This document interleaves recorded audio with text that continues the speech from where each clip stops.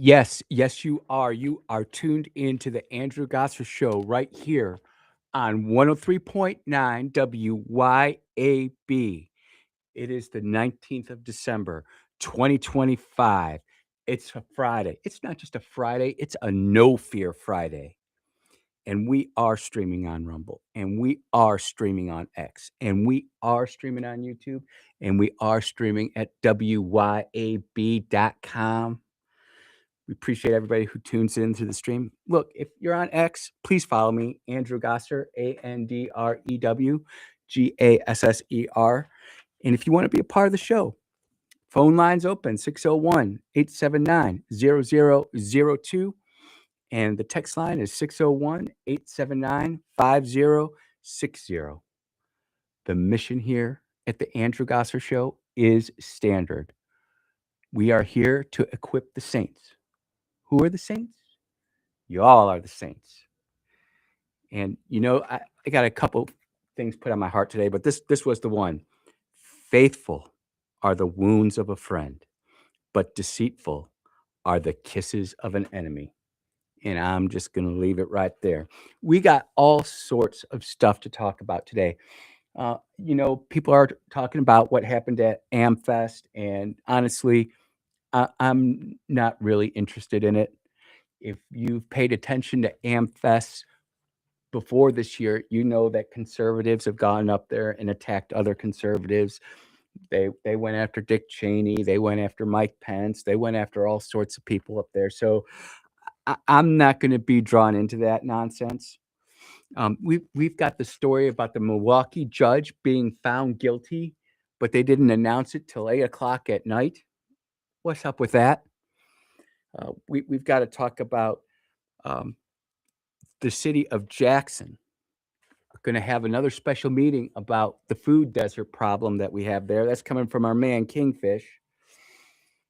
Cell phones at schools, the bans that everybody was so upset about. Guess what? They're actually working. And we got some data with that. And I've got a ton of other stuff to get you. But actually, what I want to start with was something that was sent to me uh, by an unknown texter, never texted me before. And I'm just going to read it and we're going to talk about it.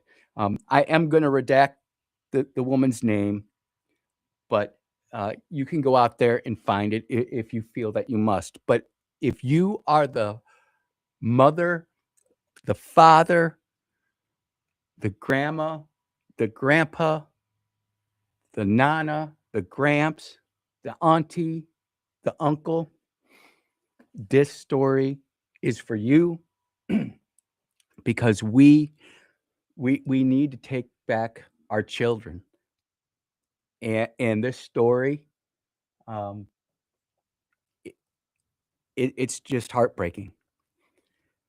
Unknown actress makes everyone to remove her old content. Quote, I have a daughter now. In an emotional podcast, a retired adult actress, name redacted, asked fans to stop sharing her old videos. Quote, I have a daughter now, Emma, born in 2022, and I don't want her to grow up seeing that version of me. Riley stepped away from the adult industry back in 2023, married in 2021, and has since focused on voice acting and comedy. She added, I thought I could outrun my past, but the internet just won't let me. I just want peace for my family. Yikes. So, number one, we know that if she was a suspected subject in a major crime that was running around the world, all of her social medias would be pulled down. We know this. We've seen it happen, right? Whether it be the transsexual furry who murdered Charlie Kirk, whether it be Jonathan Crooks, who tried to blow President Trump's brains out in Butler, Mississippi. We know that if the right people want to erase you from the internet, you gone. But something like this, nope. The internets are not going to forget. And this is why it is so important that you are actively parenting and grandparents, aunties, uncles, whatever. You are part of that process too. And these kids, not just little girls, but boys do stupid stuff too. You know, a girl might go out there and do something crazy and outrageous, and then the guy will just go, "Hold my beer," and it's just not good. Now, this woman married. It says that she got married in 2021, but she didn't quit the industry till 2023. So that's got to be a little bit interesting right there. That's got to be really interesting. But you look, not just what she's going to have to go through. I mean, she made her decisions, right? Where she got her morals from, where she got her values from, I don't know. And before all of you Christians out there saying she needs Jesus and she needs to go to church, there are many people inside the church who are doing all sorts of craziness, and we know it. So don't come at me with that. Now, you can use the Bible as your moral basis, and I would approve of that, but let's not. I'm not here to condemn this woman because she is in the finding out phase right now.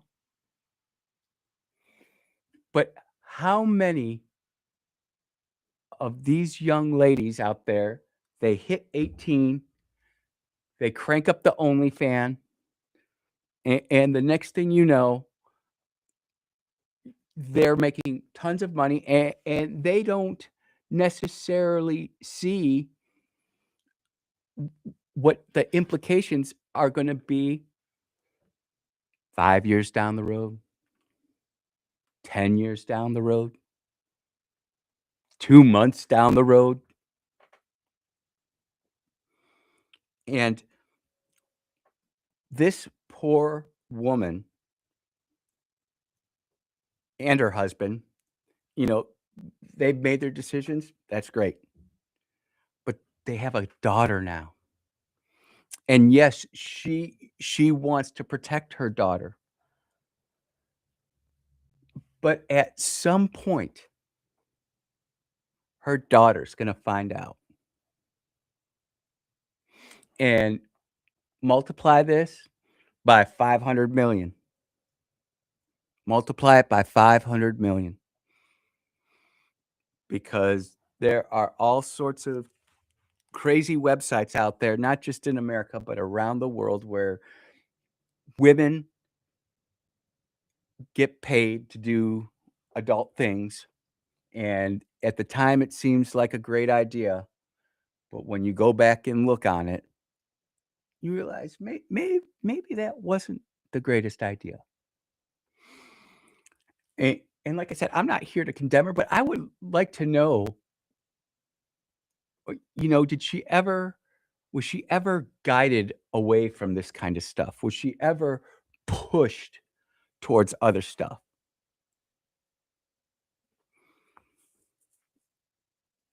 I want to make sure that my daughter is going down the right path. And it's not that we have to have crazy in-depth discussions, but I'll tell you what, my daughter will see this today. And there's nothing bad about it. There's no what's the word? It's a rated G post per se. There's nothing visually that's inappropriate. There's even nothing really textually that's written that's inappropriate. But let me tell you, the sooner you start putting some good values into your kids, it's not saying that they're not gonna go do some craziness, but you've got a better chance of steering them away from making some life decisions that, you know, they're gonna have to live with the rest of their life. And we all make those decisions. I mean, when we turn 18, you join the military, you've made a decision. You turn 21, you decide to rob a bank, you've just made a decision. You turn 17 and you decide to get a job, you've made a decision.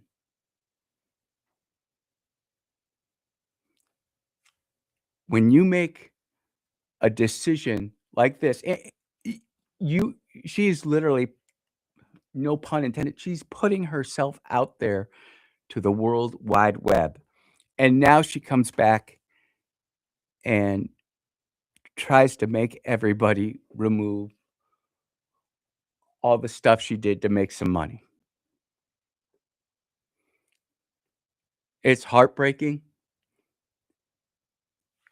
We're gonna see more of this as time goes on, I feel. I feel like there's a lot of late millennials, Gen Zers, you know, they say it's the oldest profession in the world.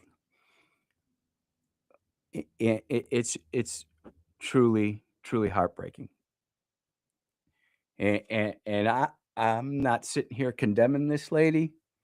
I'm not sitting here throwing her out, but I am saying this is the kind of learning tool that you can use to have some people snap themselves back into reality. My goodness gracious. And I'm telling you this, that family, about what they're about to go through, not just even that family, their parents, my goodness, it's just terrible. Not what I thought I was gonna open up the show with, but when we get back, we are gonna talk about the cell phone ban in New York and what's actually happening with it. You are listening to the Andrew Gosser Show right here on 103.9 WYAB. We will be right back.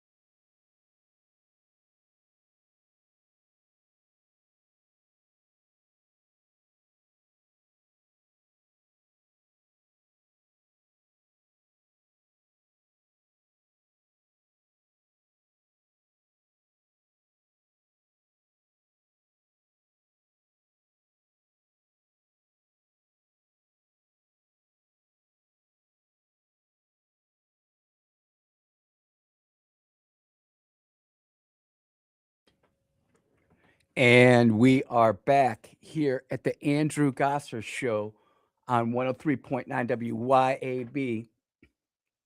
And, I just want to go back to what I kicked off the show with.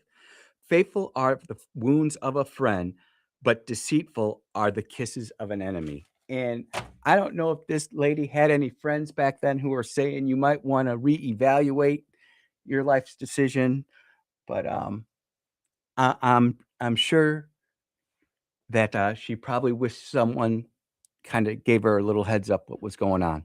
Enough of that. Some good news. And this is coming from New York Magazine. How the phone ban saved high school. Since the bell to bell device lockup, teens have rediscovered the simplest pleasures of conversation and poker. It's New York. They're weird up there. But this story is absolutely fascinating because it goes through and accurately documents how since schools have taken these cell phones out of the schools, these kids are becoming social again. They're actually communicating with each other.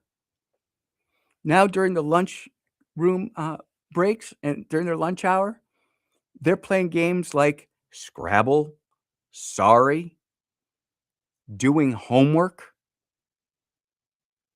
Yes, playing poker. Some of them talking smack in Russian, according to this article. And I'll put it on X. They're even playing domino. And they just talk about how much happier the student body is because they're not sitting there on their anxiety devices. I call it the anxiety device, and it's unfortunate, but they have literally tied our lives to our cell phones. You got your banking information on there. You've got your contact information on there. You've got your email on there, your social media craziness. It- Everything is tied in to that phone, and it is not allowing people to develop normal habits. I think it's kind of silly. They show some fellers playing poker there, but this is just I just want to pull a couple quotes from here. There's now a pleasant buzz in the lunchroom, chatter in the hallways, and an alphabet of new analog hobbies popping up just about everywhere. We have a lot more school spirit. A senior at New Heights Academy Charter School said in Harlem, people are more willing to do stuff. I think this is the way ahead. We know that there are some places where we've gotten rid of cell phones. We know in Mississippi we've gotten rid of it everywhere, supposedly, allegedly. But we're getting these signs saying, technology is great, but maybe we ought to really reevaluate how we're using this. And I know people are upset with Australia. I didn't think that the story about Australia banning social media for people under the age of 16 would be such a big deal. But there were people out there who were actually talking about how upset they were that it was a violation of their First Amendment right. And my quote to all of them, I'm like, I didn't know Australia had a First Amendment. And we genuinely need to reevaluate what social media has done to not just the American culture, but humanity. Humanity, yeah. Whew. So this is good stuff. I'm not going to go through the whole article. I'll pull up X right now, and I'll put that out there because I do believe as we move forward and as these young kids start becoming parents, they're going to start asking questions. and we need to provide them with legitimate answers. That was uh, a really good story, and I think we need to continue promoting stories like that. Another story. Let's go local. This is coming from Magnolia Tribune and our man Frank Corder. We like him. Hoseman, White talk priority, or Hoseman and White talk priorities heading into 2026 legislative session. And it's really interesting. They want to talk about PERS, the retirement system. Um, you know, they're infusing additional funds towards the unfunded uh, liability that is pushing $26 billion. We just simply cannot afford to continue to have some of these benefits that we promised a long time ago. It's at 26 billion. It would it would be interesting to see what the ideas are. It says monumental steps have been taken towards the public employees retirement plan solvency, but we have to expedite its funding to best honor our moral and legal obligation to our current employees and retirees by adding some additional funding. In addition to increasing the employer contributing rate from or to 19.9%, that generates 184 million towards the liability. I uh I don't know how much 184 million is of 26 billion. I'll look at up during the break, but it's a little bit. I mean, 184 million, nothing to sneeze at. But hey,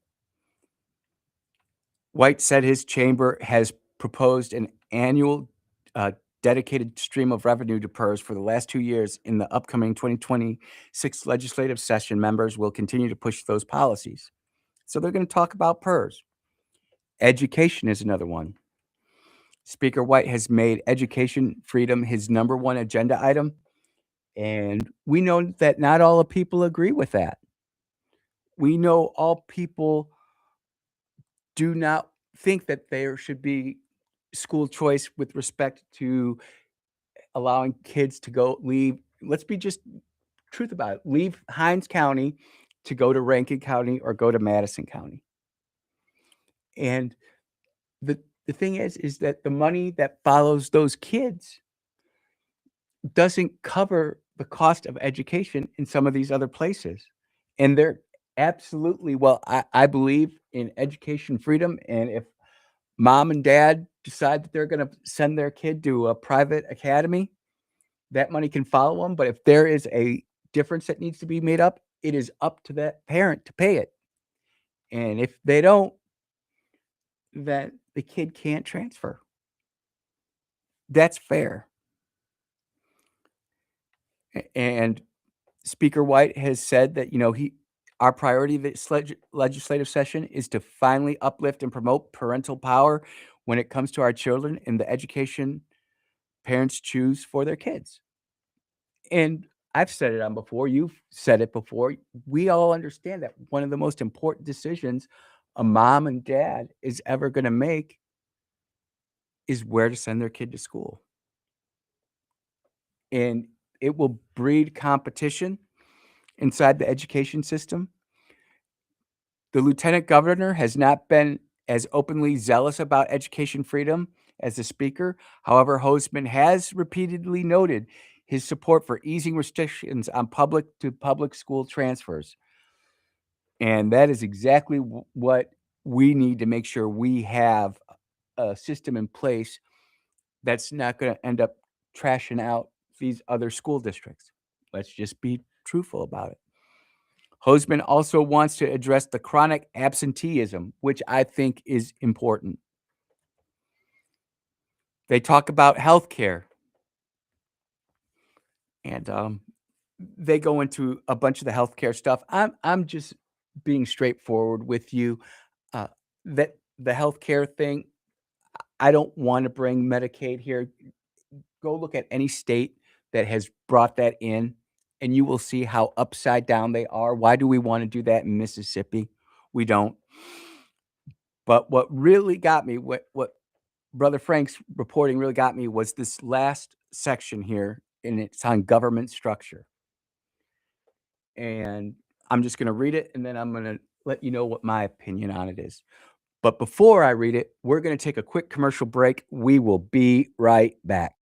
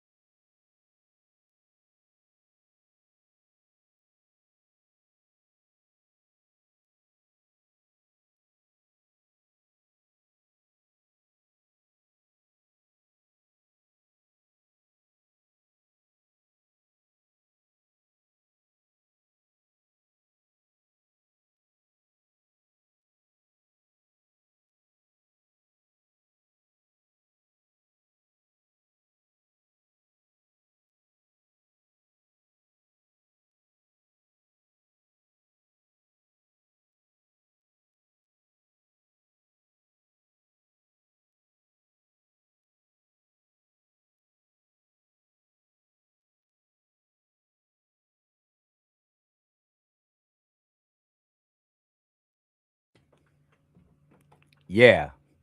Welcome back to the Andrew Gosser Show, 103.9 WYAB. We're talking about what Speaker White and Lieutenant Governor Delbert Hosemann are planning on. And this is coming from the Magnolia Tribune. The last section of this article was the one that really made me kind of snap my head and say, hey, wow, government structure. Lieutenant Governor Hosemann will push to eliminate, merge, streamline state agencies in the 2026 session. His goal is to reduce costs, cut red tape, reduce regulations, shrink government, and improve accessibility and efficiency for the public. Over the last few years, well, let me start that over again. Quote, over the last few years, we have made major changes to run the state government like a business by paying down debt, investing in infrastructure and education like never before, strengthening the retirement system, and more, Hosemann said. He adds that now is the time to take a comprehensive look at Mississippi's quote unquote org chart and merge and streamline services, modernize, cut red tape, and reduce the size of government in order to improve accessibility and efficiency for our citizens. Quote, wherever we can provide better services at a lower cost, we should do so, Hosemann added. I agree with everything he said there. I really like the fact where he starts talking about all those Tea Party core values that we're not supposed to talk about. But when I read this, the only thing I could think of was look out, Shad White. They're coming for you. If we think about I think the auditor has done a great job.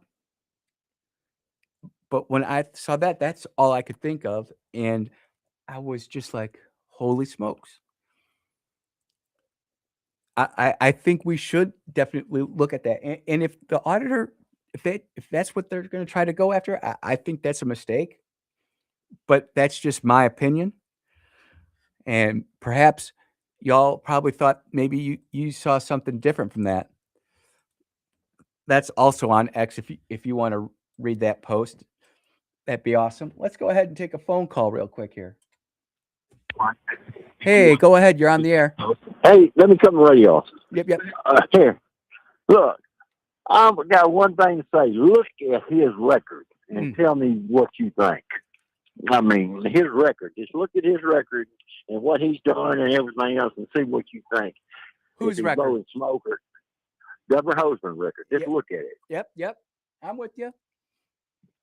And then, can we believe anything he says? I'm not being rude. Nope. Everything. I am very distrustful of all politicians, and me myself being a recovering politician. That's why I always tell everybody, listen to what I'm saying.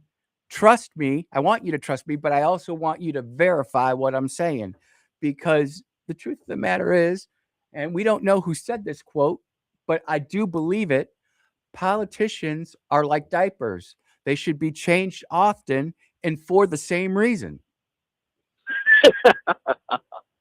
Yep. I meant no harm. I'm trying to be polite. Oh, I appreciate it, my friend. I appreciate you being out there. I appreciate the phone call. You have a Merry Christmas. Merry Christmas, my friend. Merry Christmas. We'll talk again soon. Okay. Bye. Bye. I love that guy. He calls in and he is just a straight shooter. Tries to be polite. Gets right to the point and carries on. We got another phone call. Let's see Go ahead. You're on the air. Good morning, my friend. Good morning. I gave you a term yesterday. Instead of Christophobic, I've got a new one for you to describe Hosemann. I call him the hose man because he's going to hose you. I call him the hose man. Yeah. So everybody's got names out there for him. I call him Lieutenant Governor. This is what I think. I don't agree with a lot of the decisions that he's made, and I try to go after the stuff that he does. And the name that you've got for him really isn't too bad. But I mean, some of the people out there, they're just completely so anti-Delbert, and they are like going in. And the thing is we are going to have to work with this man for the next 2 years. He's going to run for governor. Do you think he's going to run for governor? follow the money, my friend. If the money's there, he'll run. Can he run for Follow the lieutenant? money. Can he run for lieutenant governor again? All I remember is those stupid commercials where you had the old woman sitting there saying, Delbert? And everybody said, oh, that's so cute, Delbert. And everybody voted for Delbert, and they went, uh-oh, what have we done? When was that? That was when he first ran. Because his commercials, it was a little old lady. I think she was supposed to be his mother, and she was talking with him and conversing, and she'd say, Delbert, and everybody thought, oh, that's so cute, Grandma talking to Delbert, and everybody thought, you'd be amazed what people will vote for, a little catchy phrase, or some type of little slogan. Oh, yeah. And they don't pay attention. They go, oh, yeah, that's Delbert, and they just vote for him, and then they go, uh-oh, what did we do? Well, we got duped. And dude, once they get in there, yeah, it's like it's impossible to get them out. It is. The only way that you can get them out is if they create such an uproar or furor, or they commit some type of crime to where they just can't make it happen again. Look at the former mayor of Jackson. Look what they had to go through to get rid of that dude. Oh, yeah. Well, and one of the earlier topics talking about school choice. Yep. You don't have to have anyone give you school choice. You choose simply. Education starts at home. Agreed. It starts at home. And when you can remember, and your children can remember, you placing them in your lap and reading them a book and describing the images and making them make relations between what you read to them, you can tell when that child sits down in the classroom, I could immediately tell whose kids read with them and who didn't. Immediately. Everybody makes so much fun of me, dude, because at the age of two, I bought Hooked on Phonics. And my kids, all of them are voracious readers. But that was because Dad took the time to sit down with them and go through the stuff, play the games, and you know what? They're doing great now. And I can remember my kids going to school and my teacher or their teachers coming up to me and saying, "What, your kid's a really good reader. What did you do?" And I'm like, "He's been reading since 2." That's right. So that's right. We are what we consume, right? So if your kid is sitting there in front of an iPad playing blocks or what's that other game, that big whatever it is, they're not learning, they're just being entertained. You got to be a good parent.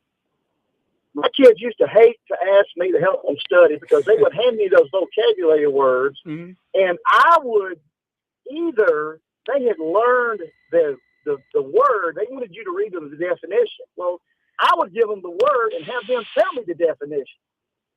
And they hated that. They hated it. No. That's not the way we study. That's the way you're going to study today. Yep. Because if you can do it that way, you completely understand this information. Yep. I'm right there with you. Both of my kids have masters. They're going places. They're doing stuff. That's awesome, man. All right, boy. All right, thank you, my friend. I'll talk to you soon. Bye-bye. All right. I think we've got one more caller on line 2. Let's see if we can make it happen. Go ahead. You're on the air. Hey, Andy. Hey, how's it going? Hey, Andrew. Hey, how's it going? Andrew. Oh, brother, I hear you, but for some reason you can't hear me. Just call right back. I'll put you right back on the line. You're the next one up. Obviously, this hit a nerve with some people, and it's not shocking to me because people are upset with what's going on. Yeah, here he is. Let's go. Brother, you there? Good morning, Andrew. Good morning. Good morning. I don't know what was going on there. I tried to pick you up on line 2, and it wasn't quite working. Go ahead. I'm in a metal building. I'm painting inside a church. So anyway, hey, this is Carl. Hey, Carl. Just wanted to say this. I think that a big problem that I've seen over the years, and I'm a recovering politician too as well, is that as conservatives, we allow our conservatism to be dumbed down, watered down, diluted, and we wind up with people who claim to be conservative, but they're not, or not in the strict form of the word, as you and I would say conservatism should be. And this goes on all up and down the food chain, all the way to the highest office and down. Yep. And so what happens is we lose our conservatism by putting these clowns in that claim to be something. They claim to be conservative. They claim to do this. Delbert Hosemann was a Democrat his whole life until he decided to get into public office. Yeah, and so he did that thing against President Trump when Trump wanted Mississippi voter rolls so they could clean this mess up in this state, and he refused. And that's, to me, that was a strike against him. I think we should go as voters conservative. If we call ourselves conservative, we should go with the most conservative person, despite how old they are, despite, go by their track record. Everybody leaves a record in their life, whether they want to or not. Yep. And go by their record and say, you know what? Okay, Shad White he's stayed the course. He has done, and you point to this and this and this, or, whoever it might be.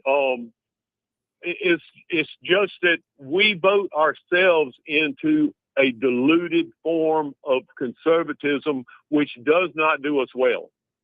If we're going to be true conservatives, we better vote for the most conservative person, not the one that's been in there the longest and has set themselves up and got the big war chest and all that. That's enough to have to contend with. But we need to be about, being conservative. I agree. Carl, with you being a recovering politician, was it your decision to kind of stay around or get out, or did you just get in or get out? Because I didn't know you were a recovering politician, my friend. Yeah, you and I are gonna have to sit down at Railroad Pizza Company one day, and I'll feel you. But no, I was a local politician in the little town that I lived in. I hear that, brother. That's where we need people like you in these small towns all over the place, just going ahead and influencing and controlling what you can control. And then hopefully you mentor enough people and they decide to say, you know what, I'm ready to take this over and we can move on and go live life. Because being a politician, some people love it, man. I didn't love it, but I knew I needed to do it, and I did. But I'm glad I'm done.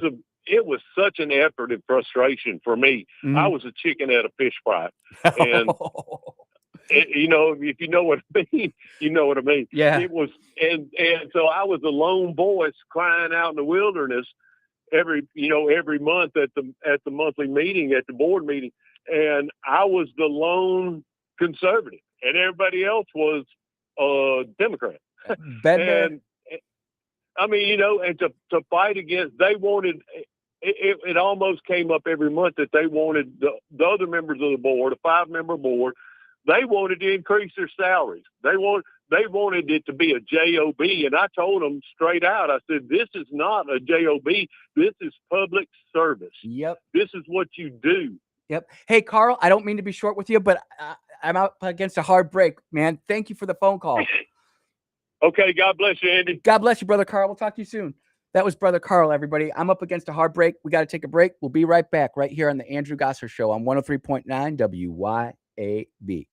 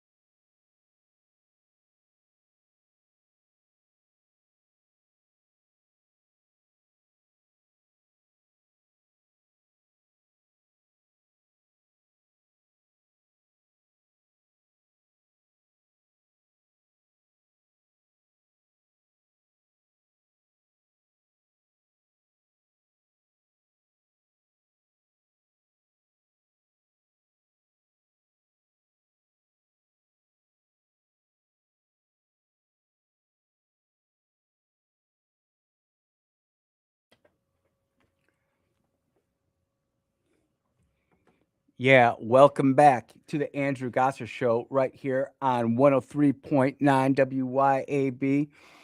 Awesome when we get that interaction with the community. Really appreciate it. And as many of you know, I like to go to places where the mainstream media is, or I don't like to go to those places. And I like to go to local places or kind of obscure news sites just because we can hear the mainstream stuff anywhere. But this is something that popped up yesterday by Brother Kingfish and Jackson Jambalaya. Got to check out Kingfish's stuff. Very good local takes. Don't always agree with him, but he's reporting on stuff that isn't there. Where's the food? The Jackson City Council is going to discuss the dearth of grocery stores in Jackson. The council announced on social media, and he puts the quote right here. We got to move.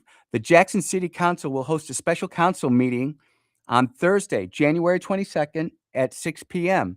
And it's got a link to where you can go and you can be a concerned citizen.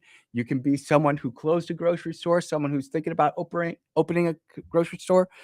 And they're trying to figure out why they can't go ahead and have any food stores open up in Jackson. But we know why that is. The crime rate is through the roof. It's through the roof. Until Jackson gets that under control, you're going to continue to see businesses leave. We'll be back in 8 minutes.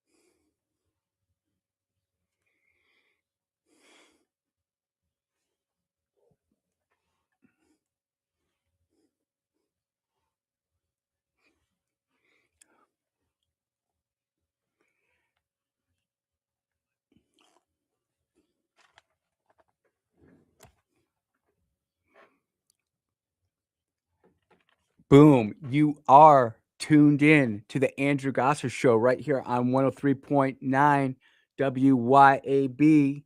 It is the 19th of December, 2025. It's a No Fear Friday. And if you want to be part of the program, it's simple 601 879 0002. If you want to go ahead and text the show, that's great too. The number is 601 879 5060. We are streaming on Rumble. We are streaming on X. We are streaming on YouTube. And we are streaming at WYAB.com. I'd appreciate the follow on X if you're on it. It's just Andrew Gosser, AndrewGasser. And the mission here at the Andrew Gosser Show, it's standard. We're here to equip the saints. Who are the saints? You all are the saints.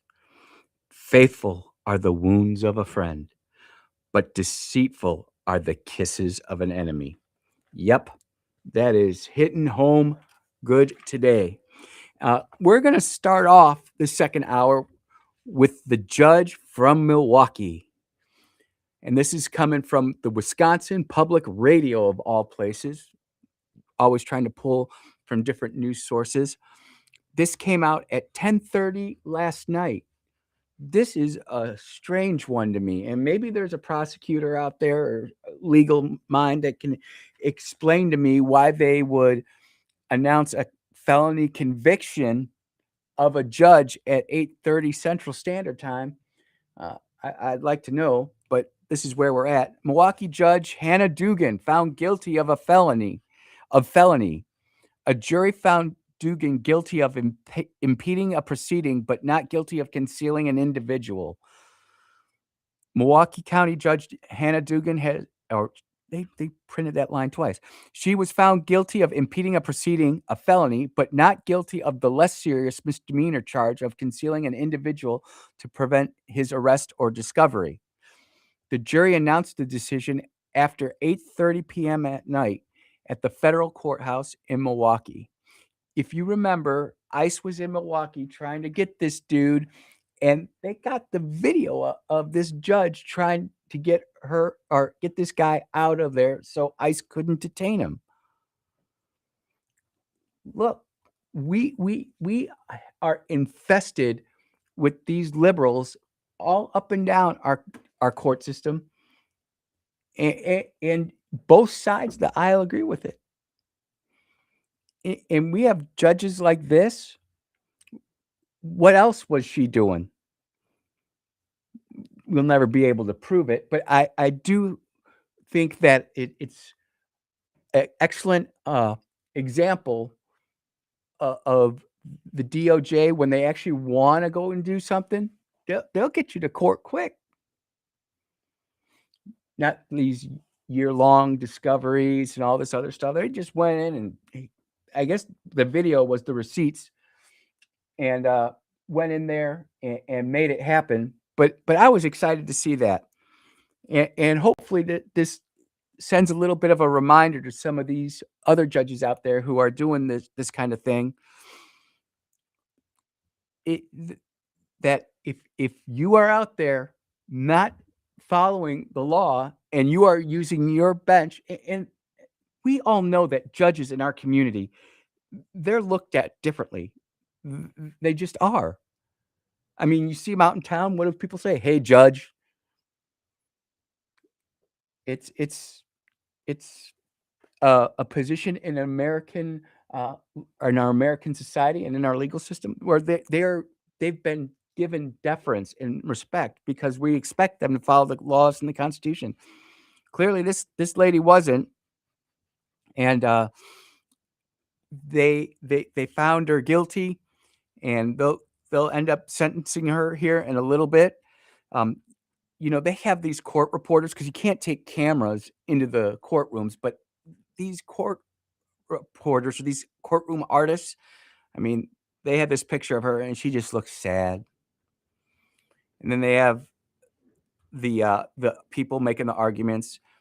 And, this is just, she was in the FA phase and now, or the FO phase, and now she is in the FA phase.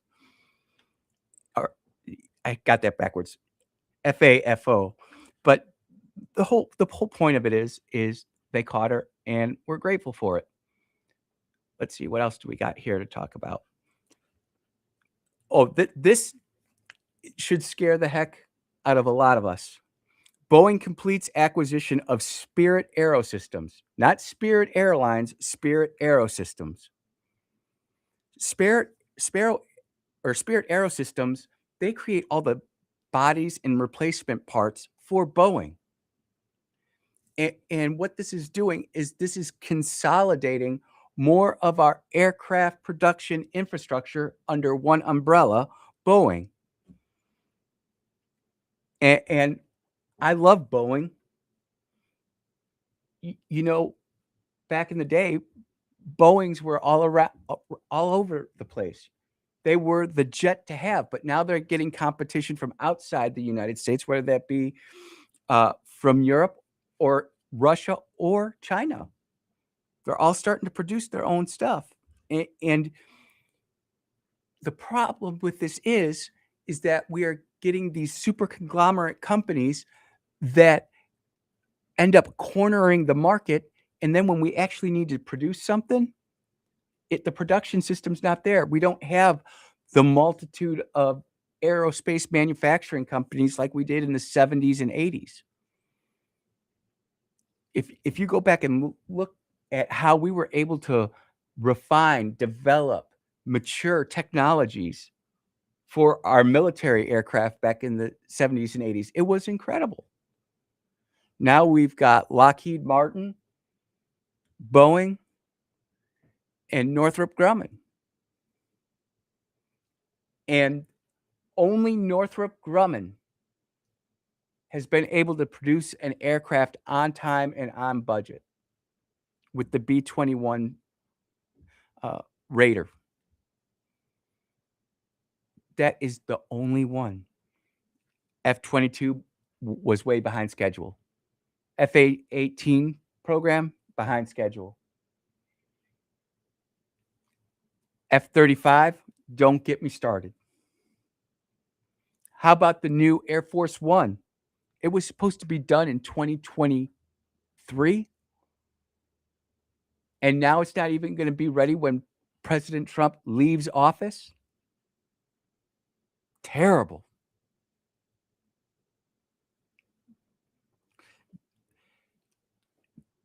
All sorts of different aerospace experts are claiming this is a good thing, but some people have come out and spoken against it, claiming that now all the major commercial operations, including the fuselages of the 737 and major structures for the 767, 777, and 787 will be now directly under Boeing's control. It also includes commercially produced fuselages for the P-8, which is a Navy tactical aircraft. It looks like a commercial airliner, but it does a lot of neat stuff. And the KC-46 Pegasus, which is the new Air Force refueler that is replacing the KC-135 and the KC-10. And I don't know how regulators approved it, but they did. And with that, we are going to end up just being in a place that, in my opinion, it is going to end up hurting American aviation, not helping it. Last, and I know I'm kind of hitting some of these stories quick, but I just don't want to dwell on certain things. But one of the things, the DNC is scrapping its report on what went wrong in 2024. They are not going to come out. As you know, after every election cycle, the losing side and the winning side, for that matter, do a post-mortem on what happened, whether they won or whether they lost. We always try to find out what went right, what went wrong. Ken Martin, the Democratic National Committee chairman, ordered the autopsy months ago, but is now said to believe that its release would only be counterproductive for the party. And you know what? I think he might be right. there's probably so much wrong inside the Democrat Party. You mean we even talked about Kamala Harris coming out and said that the Democrats need to change. Mr. Martin will instead keep the findings under seal.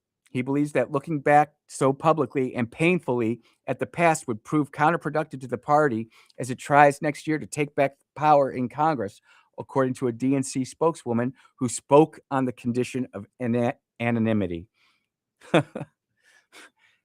Wow. Let me just say this.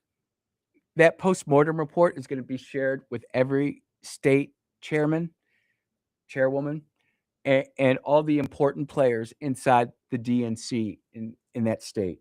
So the Hines County chair of the DNC, they're going to have access to this. Everybody's going to know. They just don't want to put it out there for conservatives to sit there and have a victory lap. That's what they want. They want to avoid that. Much like when President Trump, we all knew President Trump won, but they didn't call it till like 5:30 in the morning. Why? Because America was asleep and they didn't want to give Trump that victory. Many Democrats want to move on from 2024 and keep the focus on President Trump. They began the year demoralized, but now feel emboldened after the party's series of victories in November and strong showing in special elections. As a political person, that's what I would focus on. I would be totally focused on moving down that road, because if you don't, you're going to end up causing all sorts of problems, not necessarily at the top. The top of the ticket's going to be the top of the ticket, but it's those down ballot races that end up having a negative impact on that. It is reflective of a broader problem within the party, which we see are scared over even making anybody in our coalition upset, said Simon Belzian, a Democratic researcher who is the lead author of a different autopsy called Deciding to Win that was released by Welcome Pack. It was more of a centrist group. I understand the incentives involved there, but it also limits us in a lot of ways because it means we can't address the difficult questions head on. And he is spot on.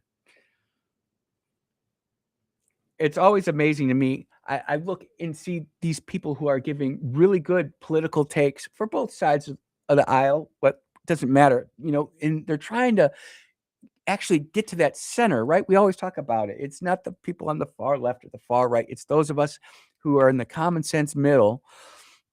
And I do consider conservatism to be that common sense middle. And they just take these reports and they just, no, we're not going to go ahead and act on it. So when we hear something like this, it just further instills doubt and uncertainty to that middle group. Now, the hardcore believers, we're just going to go down the way we're going to go down. And that's okay. But at the same time, this kind of bodes well for those who consider themselves on the right and conservative. We talked about Harry Enton yesterday and how crazy the Democrats have fallen just in the last month. Ridiculous drops, negative 66% favorability. I've just never seen something like that. That's insane. You are listening to the Andrew Gosser Show right here on 103.9. We will be right back.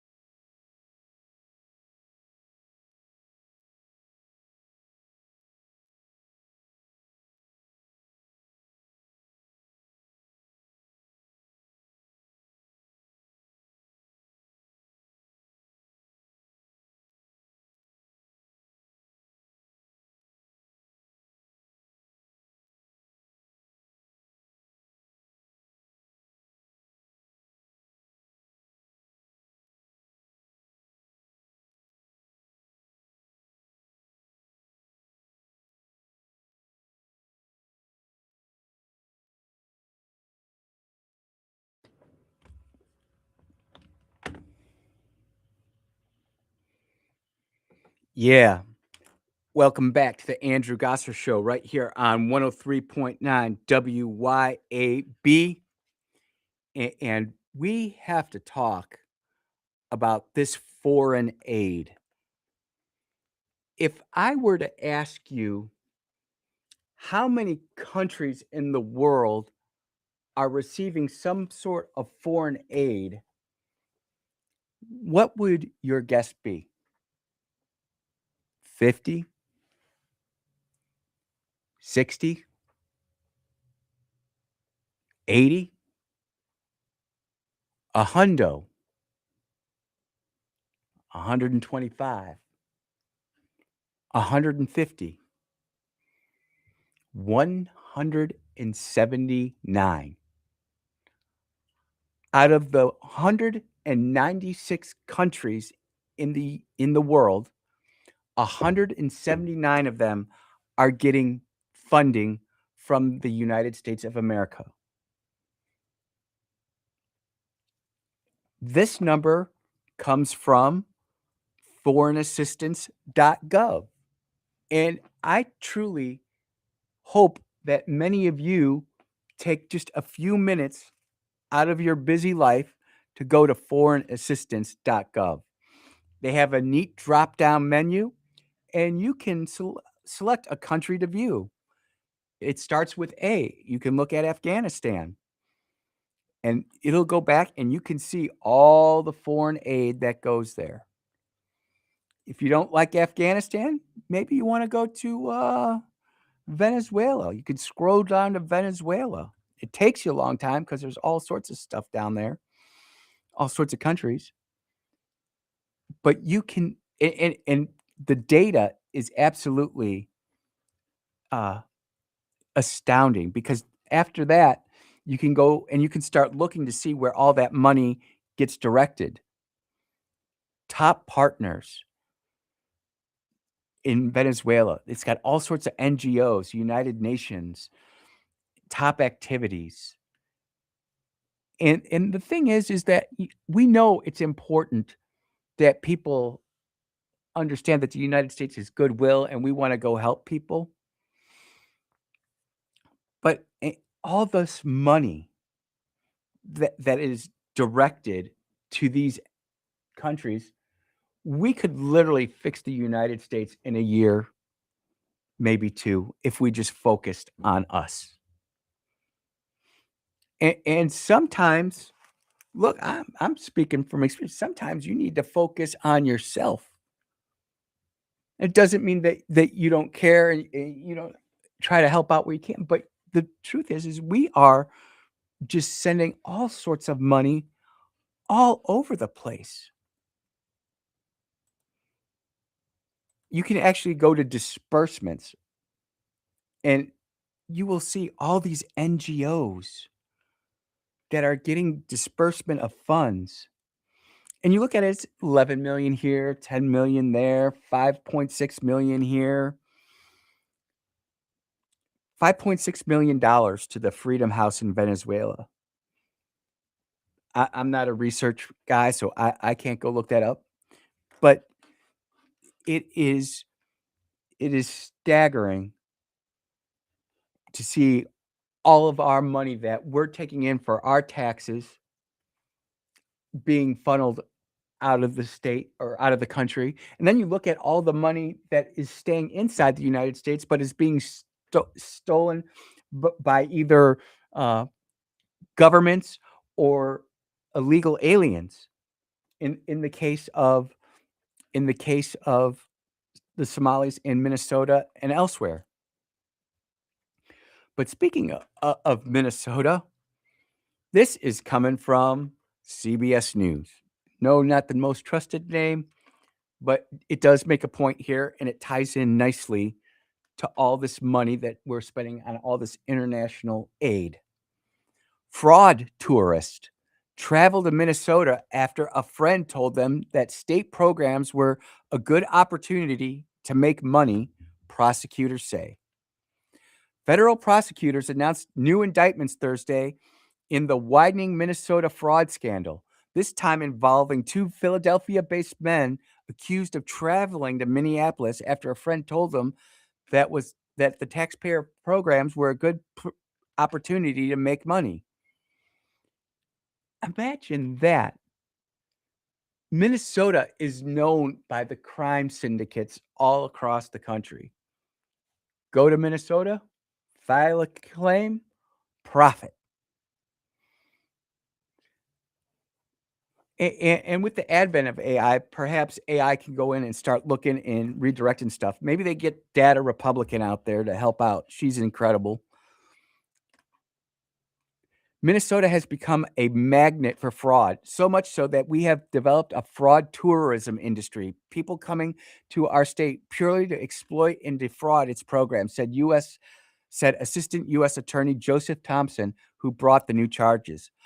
This is a deeply unsettling reality that all Minnesotans should understand.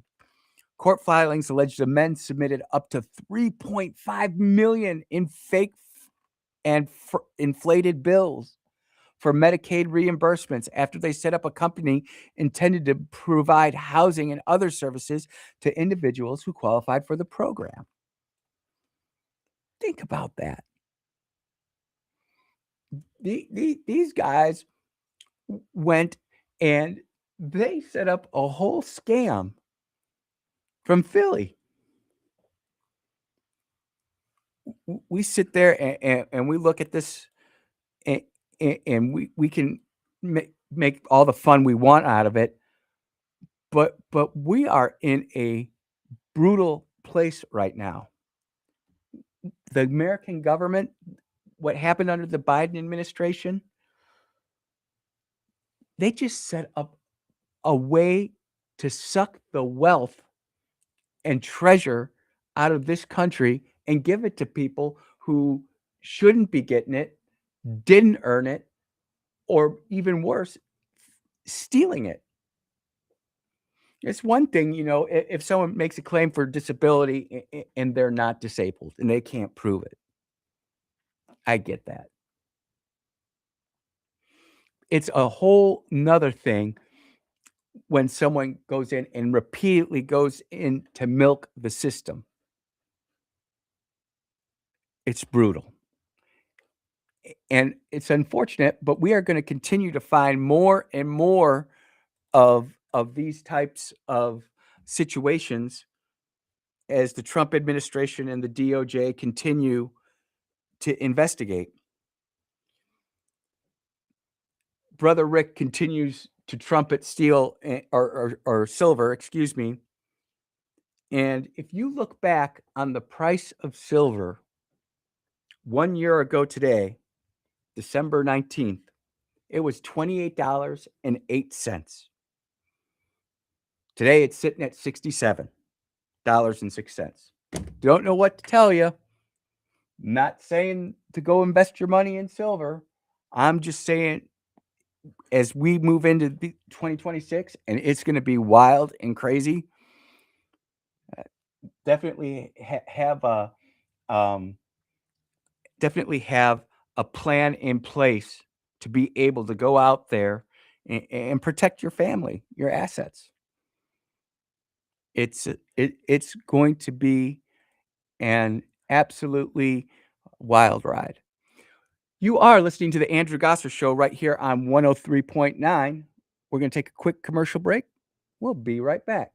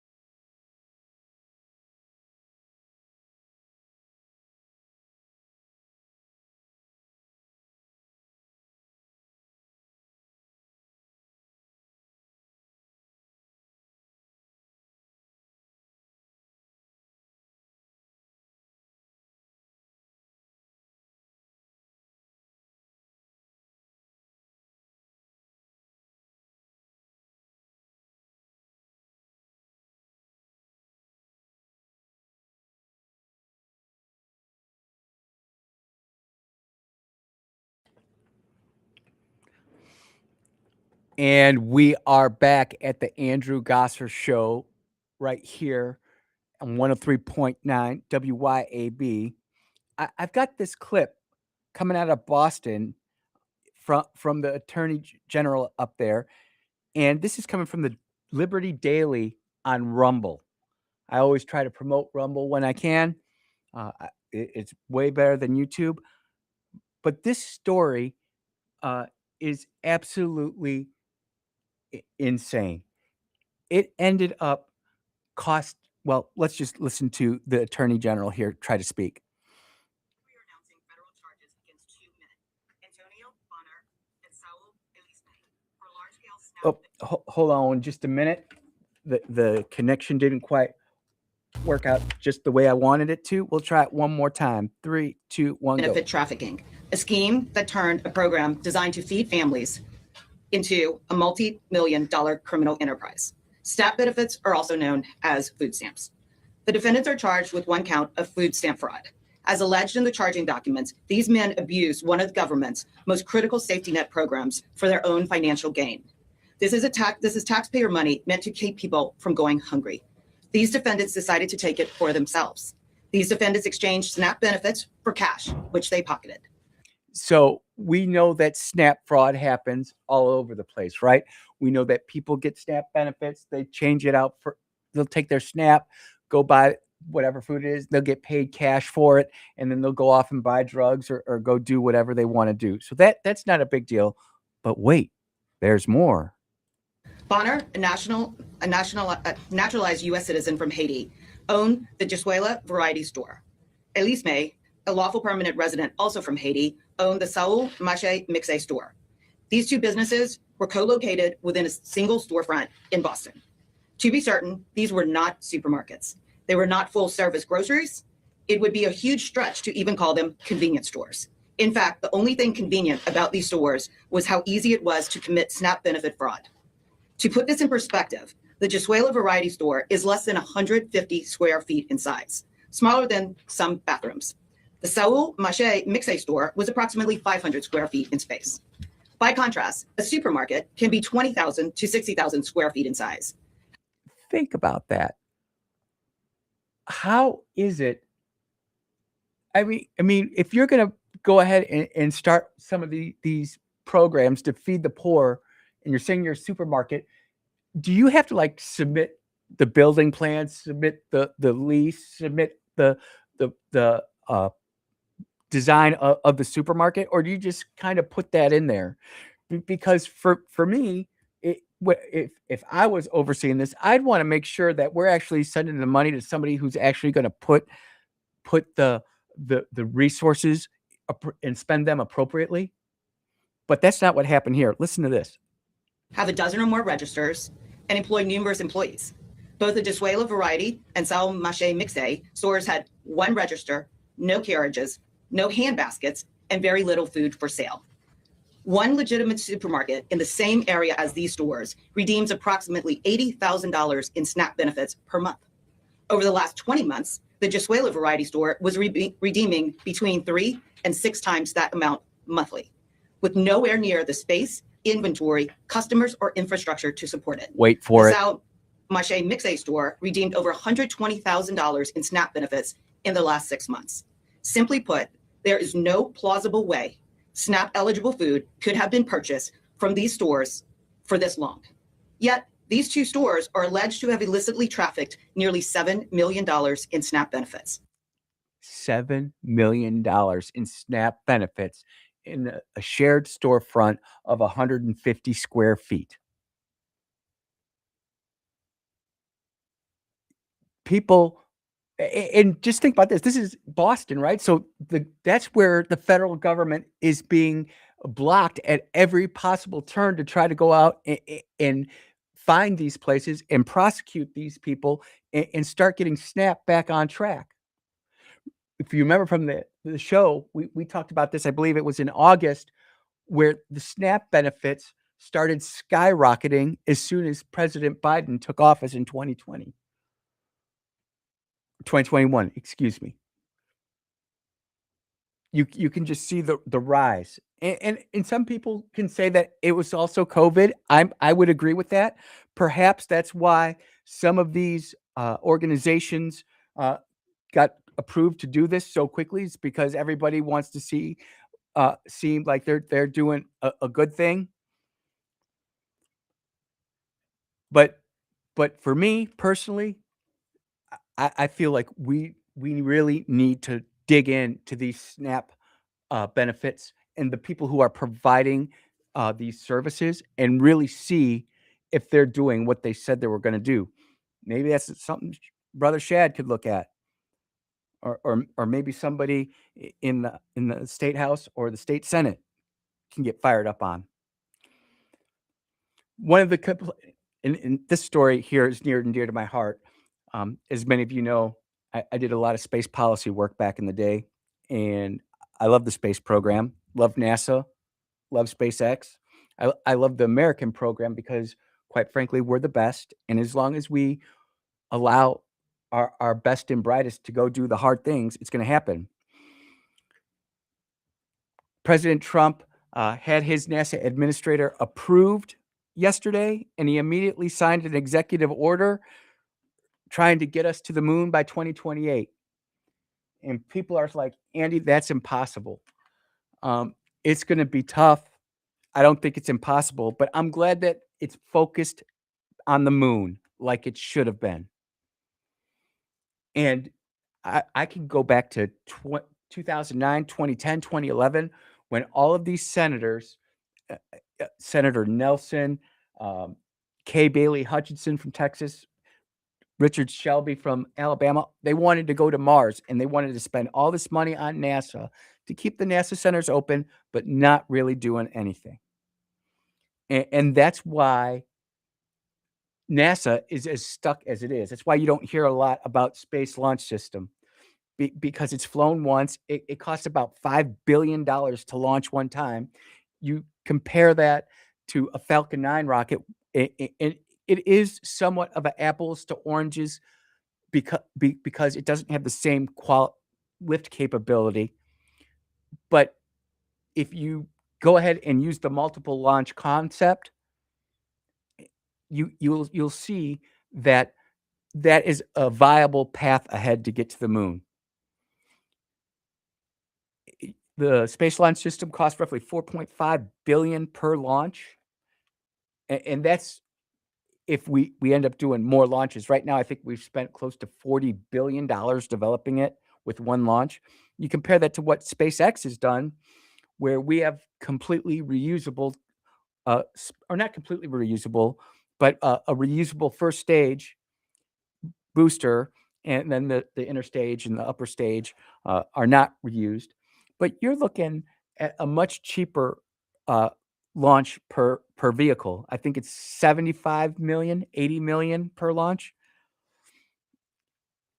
You know, and the thing about it is we are developing more rockets in the United States. You've got Blue Origin.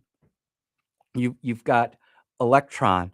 There's all sorts of really neat companies out there that actually are doing the space the space lift program, the space lift mission that we don't hear about. And then, of course, you have the Starship program at SpaceX, and people love to make fun of it because they do test a lot, and when they test to failure. And we have been conditioned in America that you can't have failure. It's a complete ruse, when you look at some of the comments coming out about the Starship program. It's really good. And the side benefit to SpaceX, by the way, is Starlink. It's been used all over the world. It was really used heavily last year when North Carolina got hit by that hurricane. Starlink was like one of the main ways people were communicating because the government couldn't get in there or wouldn't get in there. We now know for a fact that FEMA was not necessarily going to help out people who were conservative, had Trump signs in their yard, etc. They kind of just moved by them. and North Carolina is still recovering. I mean, the Amish had to go down there and help build houses. This isn't stuff that we're making up. So the executive order titled Ensuring American Space Superiority states that the country must pursue a space policy that will extend the reach of human discovery, secure the nation's vital economic and security interests, unleash commercial development, and lay the foundation for a new space age. Totally agree with that. This does not mean that SpaceX gets all the money. We have to have competition. What I will say is that the money that the United States taxpayer has put into SpaceX has produced 2 launch vehicles, 5 rocket engines, and a satellite company that provides internet all across the United States and around the globe. The other thing is that, and you'll hear a lot of conservatives specifically say this, oh, well, Elon got a loan for $2.8 billion. He did. He paid the loan off early with interest. I'm asking you to believe me, but go out and look it up. You'll see he paid that money back. It's been a good investment. Regardless of what you think about Elon's politics, it's been pretty good.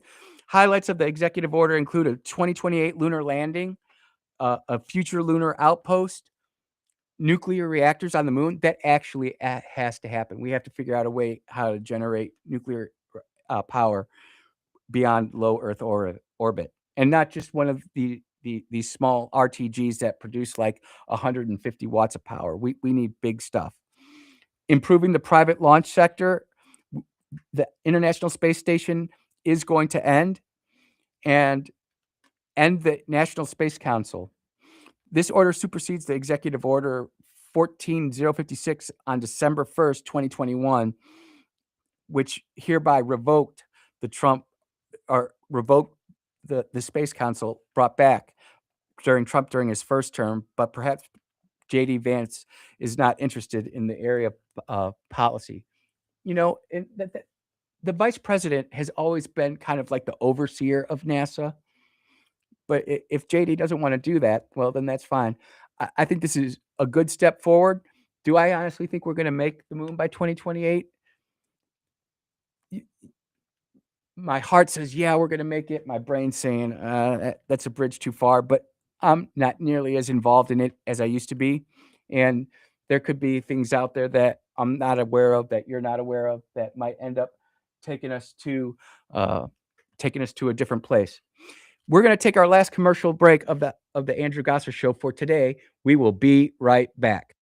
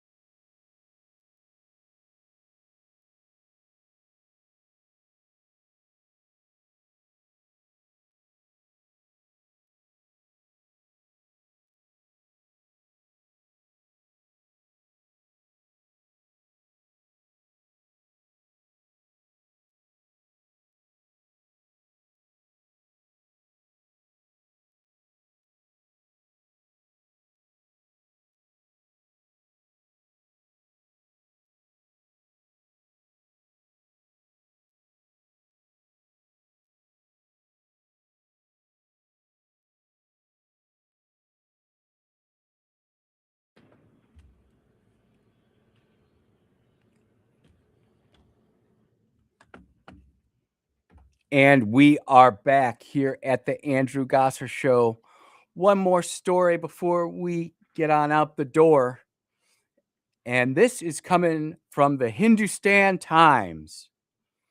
And you're like, what's going on? They rated all of the professional sports teams around the world from the most valuable to the least valuable. And it is really interesting in that the top team was the Dallas Cowboys. I could agree with that. But the second team was absolutely astounding to me, the Golden State Warriors. The Dallas Cowboys were valued at $13 billion, the Golden State Warriors at $11 billion. And then you actually have the LA Rams and the New York Giants at 10.5 and 10.1 billion respectively. Then the NBA jumps in with the Lakers at 10 billion bucks and the New York Knicks at 9.75. What's really evident with this entire list is that all of the most expensive sports franchises are they're all American. They're either the NFL, the NBA, or it's just the NFL and the NBA.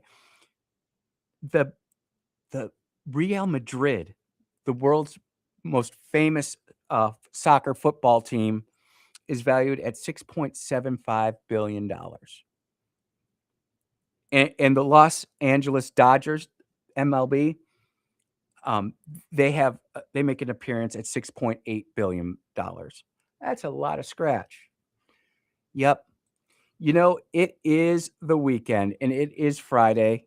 And I always try to just talk about my wife and how grateful and thankful I am for her. She truly is a Proverbs 31 girl. Give her the fruits of her hands and let her works praise her at the gates. She's out there moving and grooving.